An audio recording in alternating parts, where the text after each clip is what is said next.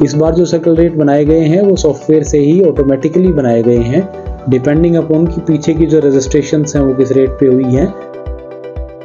Objection है कि ये सर्कल रेट बहुत कम है या बहुत ज़्यादा है, तो वो एक रिप्रेजेंटेशन हमारे पास दे सकता है।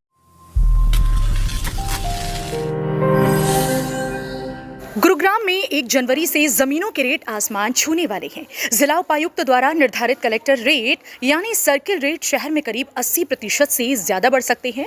इस बार सर्किल रेट सॉफ्टवेयर के द्वारा निर्धारित किए जाएंगे। यही नहीं, जो पिछली रजिस्ट्रियां हुई हैं उस आधार पर भी सर्किल रेट निर्धारित होंगे। सर्किल रेट को लेकर के सॉफ्टवेयर से एक ड्राफ्ट रेट्स का नोटिफिकेशन निकला है, जो हमने वेबसाइट पे और बाकी जगह पे ऑब्जेक्शंस के लिए लगा दिया है।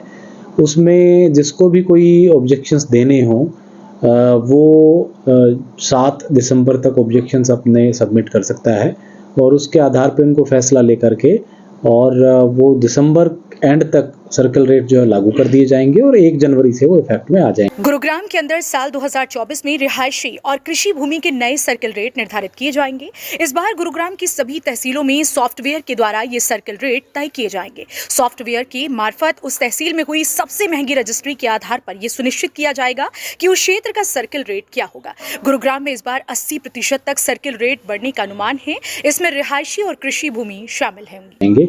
इस बार जो सर्कल रेट बनाए गए हैं वो सॉफ्टवेयर से ही ऑटोमेटिकली बनाए गए हैं, डिपेंडिंग अपॉन कि पीछे की जो रजिस्ट्रेशंस हैं वो किस रेट पे हुई हैं और उसके आधार पे वहाँ का मार्केट रेट इवेलुएट किया गया है। दरअसल गुरुग्राम जिला प्रशासन की तरफ से सॉफ्टवेयर द्वारा सुनिश्चित किए गए सर्कल रेट को वेबसाइट पर डाल दिया गया है।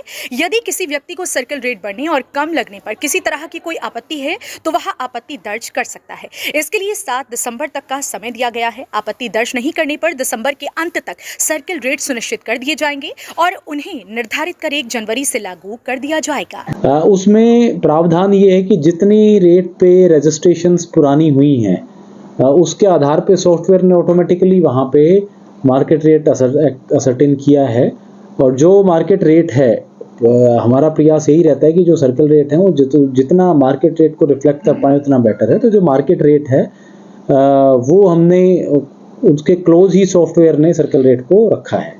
उसके बाद भी अगर किसी को कोई ऑब्जेक्शन है कि ये सर्कल रेट बहुत कम है या बहुत ज़्यादा है तो वो एक रिप्रेजेंटेशन हमारे पास दे सकता है।